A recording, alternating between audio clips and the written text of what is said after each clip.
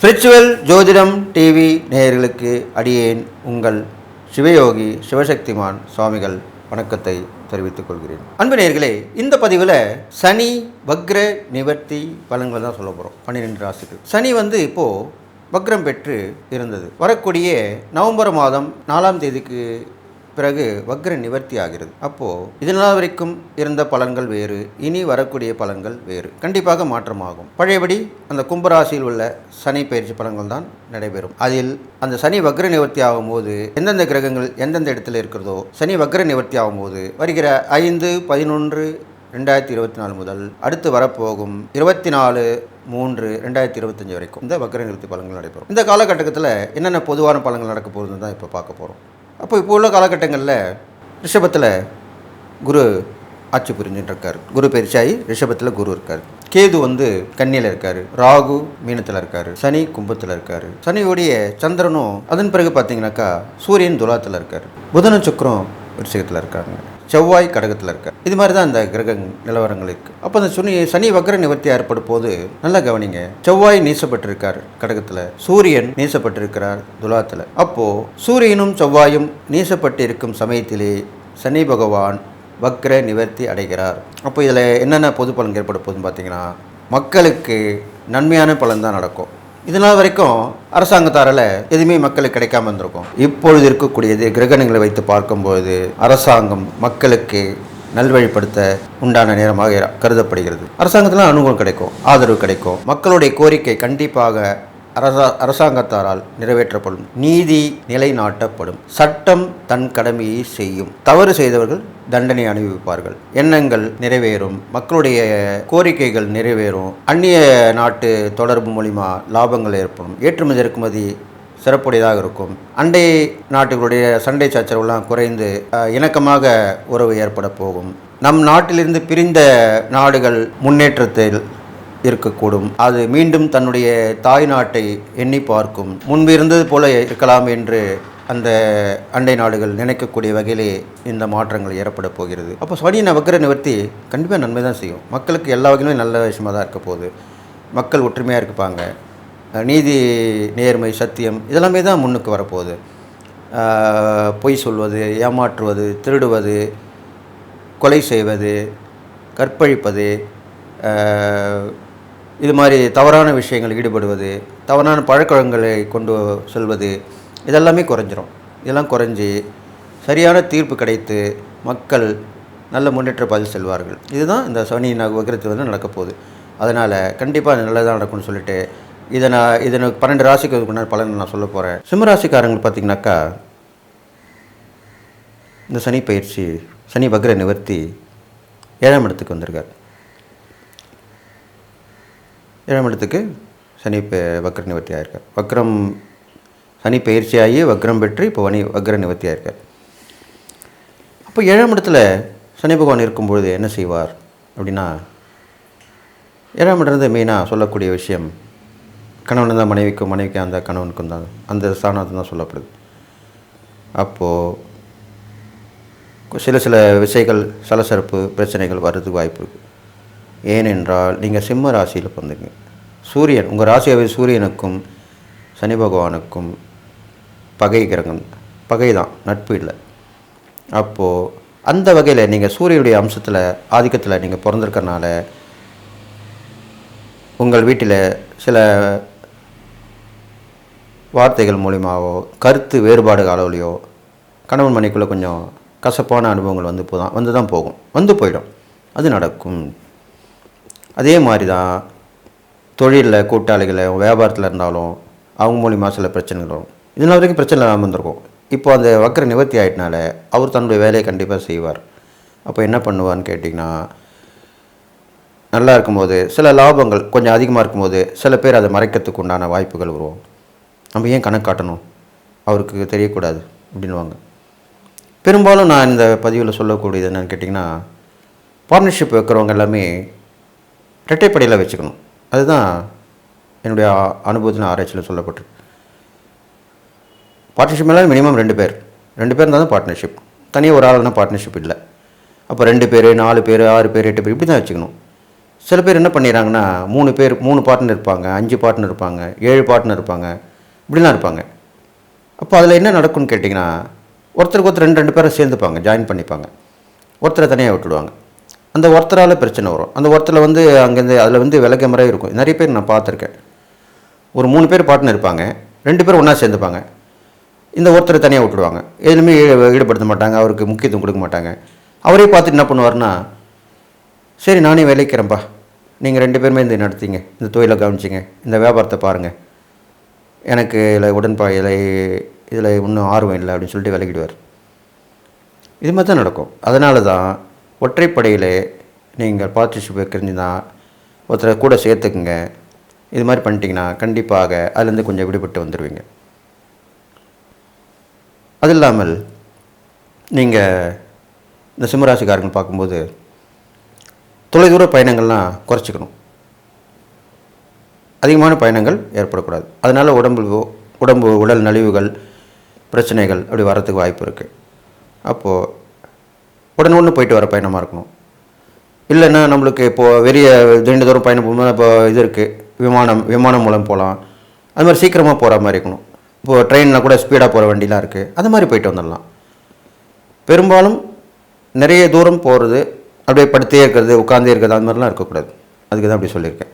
அது மாதிரி பயணங்களை குறைச்சிங்க. அது கண்டிப்பாக உங்களுக்கு நன்மை தான் செய்யும். இல்லாமல் உங்கள் ராசியவே அவர் சனி பகவான் பார்க்குறார்.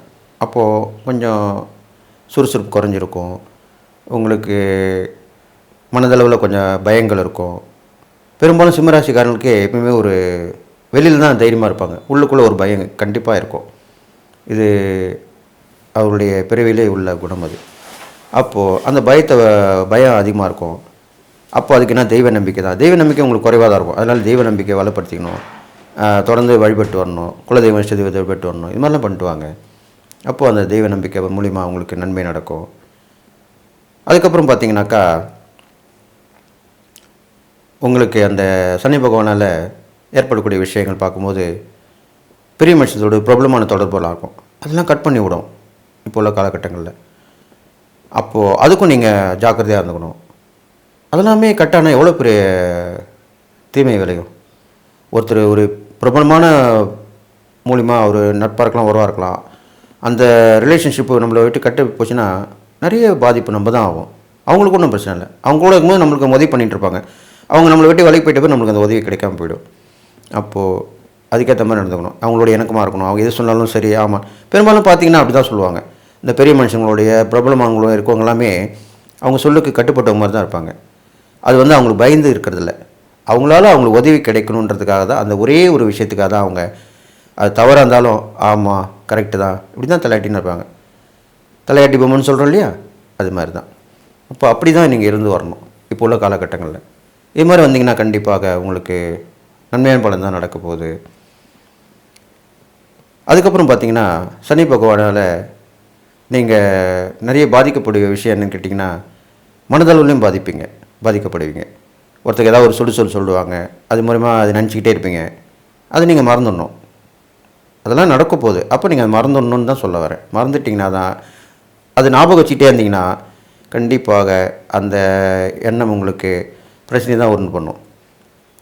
சொல்லியிருக்காங்க இல்லையா, தீயினார் சுட்ட பொன் உள்ளாரும் ஆறாதே நாவினார் சுட்டவடு. நம்ம ஒரு வார்த்தை சொல்லிட்டாலே அதை மறக்க மாட்டோம் இல்லையா. இந்த பழிக்கு பழி வாங்குகிற குணம் என்னெல்லாம் எப்படி வந்தது? ஒருத்தங்க நம்மளை சொல்லக்கூடிய வார்த்தைகள் தான், தவறான வார்த்தைகள், மரியாதையில்லாமல் திட்டுவாங்க, பேசுவாங்க. அவனை பாரு என்ன பண்ணுறேன் அப்படின்னு மனசுக்குள்ளே நினச்சிப்பீங்க நீங்கள். அதுக்கப்புறம் அதை பழி வாங்க பார்ப்பீங்க. அதுதான் வேண்டாம். அந்த எண்ணம் செயல் தான் தவறான செயலாக சொல்லப்பட்டிருக்கு. அதனால் அது நீங்கள் தவிர்த்துக்கணும். இது மாதிரிலாம் பண்ணிட்டு வந்தீங்கன்னா சிம்மராசிக்காரங்களுக்கு இந்த சனி வக்கர நிவர்த்தி பலன் கண்டிப்பாக நல்லது தான் செய்யும்னு சொல்லிவிட்டு, நீங்கள் செய்யக்கூடிய இறைப்பரிகாரங்கள் பார்க்கும்பொழுது சனி பகவானுக்கு உண்டான பரிகாரங்கள் செய்யலாம். எல் தீபம் போட்டு 11 சனிக்கிழமை போயிட்டு வரலாம். மாற்றுத்திறனாளி உதவி ஒத்தாசை பண்ணிட்டு வரலாம். இது மாதிரிலாம் பண்ணிட்டு வாங்க. ஆஞ்சநேயர் வழிபட்டு வாங்க. இது மாதிரிலாம் பண்ணிட்டு வரலாம். சூரிய நமஸ்காரம் தினசரி பண்ணுவது கண்டிப்பாக உங்களுக்கு நல்லது செய்யும். இது மாதிரி பண்ணிட்டு வரலாம்.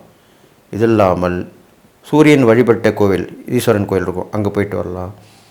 அதெல்லாம் விசாரித்து போயிட்டு வரலாம் நீங்கள். அது மாதிரி போயிட்டு வந்தீங்கன்னா நன்மை நடக்கும். இது இல்லாமல் நீங்கள் விஸ்வரூப ஆஞ்சநேயர் தரிசனம் செய்ய வேண்டும். ஆஞ்சநேயர் கோயிலுக்குள்ளேயே அங்கே போயிட்டு விஸ்வரூப தரிசனம் என்ன, முதல்ல காலையில் முதல் கோயில் திறக்கும் போது இப்போ பார்க்குறது அதுதான் சாமி முதல்ல நம்மளை பார்க்கக்கூடிய விஷயமா இருக்கும். அப்போது அந்த தரிசனம் கிடச்சிட்டா உங்களுக்கு இதை ஒரு நாள் பண்ணாலே போதும், உங்களுக்கு பார்த்தாலே போதும். அது மாதிரி அந்த தரிசனம் பண்ணிட்டு வாங்க, கண்டிப்பாக நல்லது நடக்கும். தான தர்மம் பார்க்கும்போது உங்களுக்கு சிம்மராசிக்காரங்களுக்கு இல்லறத்துலேருந்து போன துறவிகளை தேடி கண்டுபிடிச்சி அவங்களுக்கு உதவி பண்ணுங்கள். அவங்க தான் ரொம்ப கஷ்டப்பட்டுன்னு இருப்பாங்க. அப்பேற்பட்டவங்களுக்கு தான் நீங்கள் உதவி பண்ணணும். அது இல்லாமல் சாதுக்கள், ஆன்மீகத்திலேயே நிறைய பேர் ஏழை எளியவங்களாக இருப்பாங்க. ஆன்மீகத்தில் இப்போ உள்ள காலகட்டத்தில் பெரும்பாலும் நல்லா சம்பாதிச்சுன்னு தான் இருக்காங்க. ஏன்னா அந்த எண்ணத்தோடு தான் ஆன்மீகத்துக்கு வராங்க. அப்போல்லாம் அந்த காலகட்டங்கள்லாம் ஆன்மீகத்தில் வரவங்க சேவை மனப்பான்மையோடு தான் வருவாங்க. இப்போ எல்லாமே வரவங்க எல்லாமே சம்பாதிக்கின்ற எண்ணம் கொண்டவங்களாக தான் இருக்காங்க. வேறு வழி கிடையாதுனால தான் அப்படி வராங்க. அவர்களை சொல்லி தவறில்லை. இருந்தாலும் நீங்கள் அந்த ஆன்மீகத்தில் இருக்கிற கடைசியாக பழைய ஆளுங்க மாற மாட்டாங்க. ஏதோ சொற்பமாக ஒரு வருமானத்துக்கு தான் வந்து சேவை பண்ணுவாங்க, உதவி பண்ணுவாங்க, எல்லாம் பண்ணுவாங்க. அவங்கள தேடி கண்டுபிடிச்சி அவங்களுக்கு உதவி பண்ணிட்டு வரலாம். நீங்கள் அவங்களுக்கு தானம் பண்ணலாம், அவங்க ஏற்றுப்பாங்க. அப்போது கண்டிப்பாக அது உங்களுக்கு நல்ல புண்ணியத்தை கொடுக்கும். ஆன்மீகத்தில் ஈடுபட்டவங்களுக்கு உதவி பண்ணால் கண்டிப்பாக புண்ணியத்தை கொடுக்கும். இது மாதிரிலாம் பண்ணிட்டு வாங்க. இப்படி பண்ணிட்டு வந்தீங்கன்னா இந்த சனி வக்ர நிவர்த்தி பலனில் வரக்கூடிய கஷ்டமான காலத்தை கடந்து வந்துடுவீங்க. நல்லது மட்டும்தான் நடக்கும், உங்களுக்கு கெட்டது நடக்காது. அப்போது நான் சொன்ன இந்த இறைப்பறிகால் தான் ஒன்று பண்ணிட்டு வந்தீங்கன்னா மேன்மேலும் உங்களுக்கு நம்பிக்கை ஏற்பட்டு வாழ்க்கையில் ஒரு தெளிவு ஏற்பட்டு, பெரும்பாலும் சிம்மராசிகள் மற்ற கிரகங்கள்லாம் இப்போ சரியில்லாமல் தான் இருக்குது. 2ல் கேது இருக்காங்க, 8ல் ராகு இருக்காங்க, இது மாதிரிலாம் இருக்குது. உங்களுக்கு 10ல் குரு இருக்காங்க. இதெல்லாமே சரியில்லாமல் தான் இருக்குது. இப்போது சனி பகவான் இப்படி தான் வந்து அமைஞ்சிட்டார். அதனால் நீங்கள் கண்டிப்பாக தெய்வ நம்பிக்கை வளர்த்துக்கணும், ஆன்மீக முன்னேற்றம் காணணும். அடிக்கடி ஆன்மீக பேர்களை சந்திங்க. சத் சங்கம்னு ஒன்று இருக்குது, கேள்விப்பட்டிருப்பீங்க. அதில் போய் பார்த்தீங்கன்னா சொற்பொழிவு, உண்மையான ஆன்மீக சொற்பொழிவு, இது மூலம் எனக்கு புரிஞ்சுக்கணும், அண்டர்லைன் பண்ணி சொல்கிறேன். குருமார்களால் கற்று உண்மையாக ஆன்மீக சொற்பொழிவு செய்கிறவங்களுக்கு போய் கேளுங்க. அவங்க தான் உங்களுக்கு பலன் கொடுக்க முடியும். புதுசாக வந்தவங்களையும் இளம் வயது உடையவங்களுக்கும் அது தெரியாது. எப்பயுமே ஒருத்தர் நம்ம அனுபவப்பட்டாதான் மற்றவங்களுக்கு புத்திமை சொல்ல நம்ம தகுதி உண்டுன்றதான் இந்த பதிவில் நான் சொல்லிக்கிறேன். பழமையானவர்கள், வயதானவர்கள், ஆழ்ந்த அறிவுள்ளவர்கள், நிறைய அனுபவசாலிகள், ஆராய்ச்சி பண்ணக்கூடியவர்கள், அனுபவப்பட்டவர்கள், இவங்க சொல்கிறது தான் நீங்கள் கேட்கணும். அப்படி கேட்டு வந்தீங்கன்னா கண்டிப்பாக உங்கள் நன்மை நடக்கும்னு சொல்லி இந்த சிம்மராசிக்காரங்களுக்கு நான் சொன்ன இறைப்பறிகள் தானம் பண்ணிட்டு வாங்க. சனி வக்ர நிவர்த்தி உங்களுக்கு கெடுதல் செய்யாமல் நன்மையை செய்யட்டுன்னு சொல்லி வாழ்த்தி விடைபெறுகிறேன்.